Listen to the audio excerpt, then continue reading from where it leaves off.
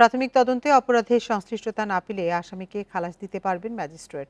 ফৌজদারি কার্যবিধিতে এই সংশোধন এনে প্রজ্ঞাপন জারি করেছে মন্ত্রণালয়। বান্ডেল থাকলে প্রতি সেনমানিতে টাকা বাঁচবে। বিকাশ সেনমানি বান্ডেল কিনে জিতুন প্রতি লেনদেনে। অধ্যাদেশে বলা হয়েছে, কোনো মামলায় তদন্ত কর্মকর্তার প্রাথমিক প্রতিবেদনে আসামির সংশ্লিষ্টতা থাকতে হবে। তা না হলে সংশ্লিষ্ট ম্যাজিস্ট্রেট ওই আসামিকে খালাস দিতে পারবেন। ভুয়া মামলায় গ্রেপ্তার ব্যক্তিদের ভোগান্তি থেকে রক্ষায় এ সংশোধন আনল আইন মন্ত্রণালয়।